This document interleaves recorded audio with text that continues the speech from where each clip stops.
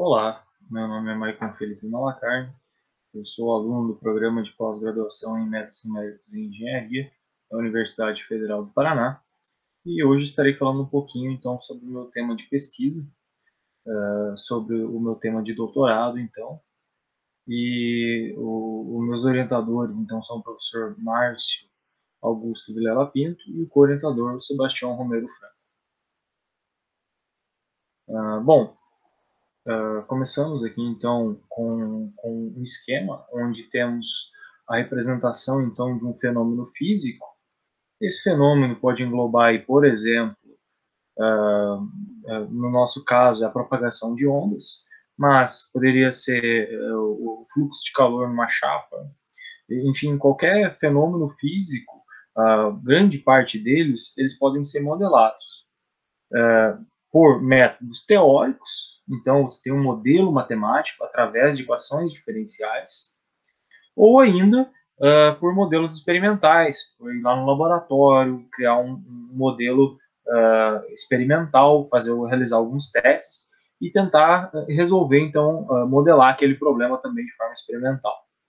A nossa análise, ela se concentra, então, no modelo matemático, e esse modelo matemático ele pode ser resolvido de duas maneiras. Uma delas é utilizando métodos matemáticos que te dão aí uma solução analítica, ou ainda métodos numéricos, que é o ponto então que a gente vai trabalhar aqui. Esses métodos numéricos, então, eles fornecem uma solução aproximada para esse nosso problema. Porém, o nome diz aproximada, mas ela é confiável. A gente pode, muitas vezes, então, ter resultados com a solução numérica que a solução experimental ou o modelo da solução matemática, a gente não conseguiria chegar, então, numa solução analítica. E já a parte numérica, então, a maioria dos problemas reais, eles possuem um grande número de graus de liberdade. E fica impossível, então, resolver isso à mão, né, ou de forma analítica. E por isso, então, recorre aos métodos computacionais. Bom, meu tema de doutorado, ele trata, então, de um problema da engenharia, que é o problema de propagação de ondas. Esse problema é um problema hiperbólico, então, é uma equação diferencial parcial hiperbólica. Lembrando que as equações elas podem ser também elípticas, parabólicas e hiperbólicas. Então, o nosso tema ele se concentra nas equações hiperbólicas. A gente vai trabalhar nessa apresentação aqui com as ondas unidimensionais, mas no meu doutorado eu vou abranger também as ondas bidimensionais. Okay? E a ideia principal é trabalhar também com diversas varreduras no tempo. Então, além desses métodos que a gente está trabalhando, a gente vai, métodos numéricos, a gente vai analisar também formas diferentes de percorrer o tempo. Bom, esses modelos matemáticos, quando eles são discretizados, por exemplo, aí pelo métodos de diferenças finitas, métodos de elementos finitos, métodos de elementos de contorno e assim por diante, eles resultam, então, num sistema de equações. E quando a gente vai resolver esse sistema de equações, uma forma de resolver isso eficientemente é com o método multigrid, que é um método que a gente vai ver mais para frente, algumas propriedades dele, mas ele, então, traz algumas características bem importantes aqui na resolução de um sistema de equações. E que ele melhora, então, os fatores de convergência e ele consegue resolver isso de forma mais rápida, mais eficiente em muitos casos. Bom, o nosso problema, então, ele pode ser inicial, ele pode ser dado aqui pela vibração de uma onda, então, em uma corda. Nesse caso aqui, então, temos uma corda que está fixa nas extremidades e a gente procura o deslocamento, a posição dela, então, U de x de t, que depende então, da posição x, da posição do eixo das abscissas, e do tempo. Então, é um problema também transiente, que é muito importante também. Né? Então, a gente está trabalhando com uma EDP transiente. Bom, o nosso modelo matemático, aquele problema da vibração daquela corda, então a gente gera um pulso naquela corda, ele é modelado por essa equação diferencial, que está dada aqui, então, onde a gente tem uma segunda derivada no tempo em relação a u, igual a alfa ao quadrado, onde alfa é um parâmetro da equação da onda, onde ele é dado por 1 sobre v ao quadrado, onde v aqui está relacionado à velocidade de propagação da onda, que é calculada a partir da densidade linear, no caso aqui do problema 1D, e da tensão que acha, então, sobre a corda. E ainda, esse alfa ao quadrado está multiplicando, então, a segunda derivada de 1 em relação a x aqui. E na sequência, temos, então, a configuração inicial, f de x, para o nosso domínio aqui ele foi definido de 0 a 1. Temos ainda uma velocidade inicial, g de x, então no tempo zero ela também possui uma velocidade, o domínio 0 a 1 aqui, e as condições de contorno, então, que é fixa nas extremidades, dadas por condições de Dirichlet, que é aqui na equação 4. Então esse é o nosso modelo que a gente vai procurar resolver aqui. Bom, uma forma de resolver aqui o problema, de forma que gere um sistema, um método implícito, porque a gente não está trabalhando com métodos explícitos, porque normalmente eles dependem de alguns critérios de convergência. Por exemplo, em relação ao tempo, dependendo do intervalo de tempo que a gente adota, o método diverge. Então, a gente vai adotar um método implícito aqui para tentar fugir desse obstáculo. Okay? Uma forma, então, de discretizar a equação da onda é por essa expressão que está aqui, que é aplicando diferenças finitas, então, de segunda ordem aqui no tempo, e a gente faz uma média ponderada, então, com o parâmetro eta, em 3 estágios diferentes de tempo. Isso para o espaço. Então, a derivada espacial ela é calculada em 3 tempos diferentes. E isso a gente está multiplicando alfa ao quadrado, aqui o nosso h é o intervalo espacial, o nosso tal é o intervalo temporal, então a gente tem essa expressãozinha aqui. Tá? Bom, se a gente analisar, então, aqui, adotar o valor de lambda igual a alfa vezes tal sobre h, a gente pode escrever, então, na forma de coeficientes AP, AW e AE, e BP, então, termo fonte, como sendo esse modelo que está aqui. Então, com algumas expressões, alguns cálculos nessa equação 5, que a gente consegue chegar nesse modelo aqui da equação 7, 8 e 9, né? Que é aqui, então, que a gente tem a nossa matriz de coeficientes do termo fonte, certo? Bom, como eu já comentei que a gente precisa, então, de resolver em 3 passos de tempo, o primeiro passo de tempo é dado pela configuração inicial, o segundo, ele é aproximado através da condição que a gente tem de velocidade inicial, por um esquema, então, que é dado por Bird, lá em 2016, então, a nossa solução aqui, VI, que é a aproximação, né, de U, ela é aproximada, então, no tempo K, por essa expressão aqui, que é o segundo estágio de tempo. Então, a gente calcula o terceiro espaço de tempo, usa esses dois aqui como estimativas iniciais.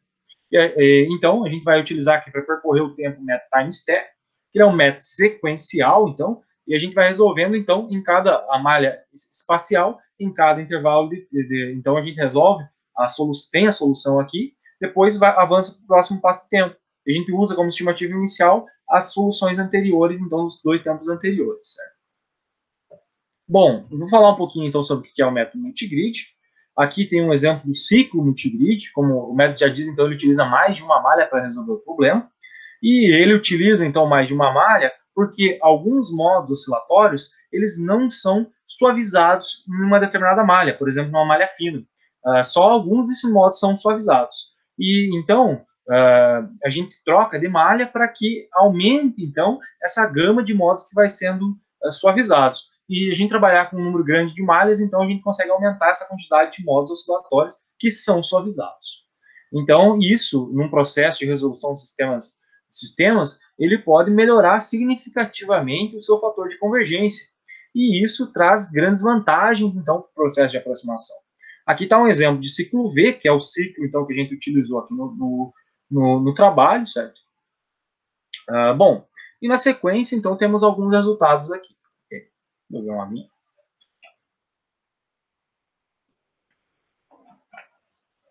Então, o primeiro problema que a gente adota aqui é dado lá em culminato, onde alfa é igual a 2, então esse aqui é o parâmetro da equação da onda. A gente tem uma configuração inicial senoidal aqui, a velocidade inicial é nula, então na parte de repouso. O parâmetro eta, que é utilizado para fazer a ponderação lá do método de diferenças finitas, é igual a 0,5. Esse aqui também ele é sugerido por culminato. E o tempo final a gente vai analisar então do tempo 0 até o tempo 1 segundo. Bom, aqui a gente então resolveu o problema para diversas malhas. E então a gente tem um número de pontos aqui, né? O nosso o nosso erro ele vai diminuindo, então, à medida que eu vou aumentando esse número de pontos. Então, a gente tem aqui que a gente resolveu o método de duas formas. A forma convencional é pelo método single grid. Ele utiliza apenas uma malha para resolver o problema. E o método multigrid utiliza várias malhas. Então, resolvendo pelos dois métodos, a gente tem a mesma solução. E conforme a gente vai aumentando, então, o número de pontos da malha, o nosso erro de discretização vai caindo aqui, né, conforme mostra o gráfico, então. Bom, na sequência a gente analisou também a ordem efetiva e a ordem aparente. O PU é a nossa ordem aparente, que ele depende de Φ1, Φ2 e Φ3, que são, respectivamente, as soluções da malha fina, malha grossa e malha super grossa. Isso aqui, ponto central. Então, é assim que a gente calculou aqui com esse logaritmo, essa divisão dos logaritmos, onde o nosso Q é a razão do engrossamento aqui. Então, o PU é a nossa ordem aparente e o PE é a nossa ordem efetiva, onde a gente conhece, então, a solução analítica para aquele problema. A gente pode calcular o erro e, calculando esse log aqui, dividido pelo log de Q, a gente, então, tem a ordem efetiva. Bom, as duas ordens, a efetiva e a aparente, elas tendem para 4. Então, a gente está trabalhando aqui com um método de alta ordem. Isso é muito bom. Isso significa que, ao reduzir o tamanho do elemento da malha por 2, a gente tem um erro de discretização caindo 16 vezes, aqui, que é muito bom. Na sequência também foi analisada a complexidade, a ordem de complexidade do método. Então, foi feito um ajuste aqui não linear, onde o tempo computacional é igualado a uma constante C, vezes o número de incógnitas que eu tenho no meu problema aqui, elevado a P, onde P aqui é justamente então, essa ordem de complexidade.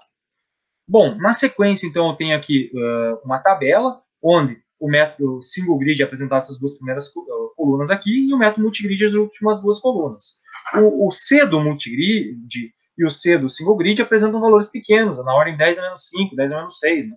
E a ordem de complexidade do método multigrid, ela vai aumentando à medida que a gente aumenta o valor de lambda aqui. Só lembrando, o que é o nosso valor de lambda? Ele depende do alfa da equação, do tamanho do espaço do intervalo de tempo, e do tamanho do intervalo de espaço então, que a gente está utilizando. E já o método multigrid, ele sempre se mantém abaixo de 1 aqui, né? Então, isso significa que, nesse caso, ele está próximo de 1 aqui, a gente tem uma complexidade linear, e já a complexidade para o multigrid. E o método single grid, não. A complexidade dele aqui não é linear. Bom, na sequência também foi analisado, então, o fator de convergência, onde ele é calculado, então, pelo resíduo adimensionalizado na iteração atual pelo resíduo pela norma infinita do resíduo na iteração anterior. Isso nos dá uma ideia, então, de quanto está melhorando a nossa aproximação. Bom, podemos constatar aqui que essas duas linhas que estão indo para cima, aqui para 1, são no método single grid. Então, chega uma hora que a gente vai aumentando o log de lambda aqui, o método single grid, com uma malha só, ele deixa de resolver o problema, ele começa a patinar e não resolve o nosso problema aqui. Né? Já o método multigrid, não. Ele sempre tem fatores de convergência aqui próximos de 0,4, aqui então são fatores de convergência menores, que não tendem a 1, então, né? Por isso o método aqui, as linhas todas estão perto aqui, né? Então ela se mostra um método robusto. Bom, na sequência ainda foi analisado também o speedup, que é a relação entre o tempo computacional do single grid dividido pelo tempo computacional do multigrid, e a gente constata aqui que essa diferença ela vai aumentando drasticamente à medida que a gente aumenta o valor de lambda. Então, a gente tem uma melhora significativa para o multigrid para lambdas grandes. Tá? E na sequência, só para a gente citar um exemplo aqui, ó, a gente tem uma malha para um lambda não tão grande, não 10 na 5, mas 10 na quarta, então com 2.049 pontos, o tempo de processamento do método multigrid é cerca de 30 segundos. E já o tempo de processamento do método single grid, ele demora em torno de 18 horas aqui, então. É uma diferença bem grande. E daqui o speedup dele, então, é cerca de 2.000 vezes mais rápido. Bom, algumas conclusões, então, a gente pode verificar aqui que o método multigrid, ele melhorou, então, esse processo de aproximação da solução da onda, e então a gente faz uma proposta aqui para um log de lambda maior utilizar o multigrid e log de lambda menor utilizar o método convencional, que é o single grid. Bom, e na sequência, aqui só os nossos agradecimentos, então, ao programa de pós-graduação em métodos em engenharia, a Universidade Federal do Paraná e a CAPES. Muito obrigado, então, pela apresentação. Alguma dúvida, meu e-mail está aqui embaixo. Eu aguardo, então, as suas as suas perguntas, seus questionamentos, se tiver alguma contribuição, por gentileza, me encaminhe por e-mail.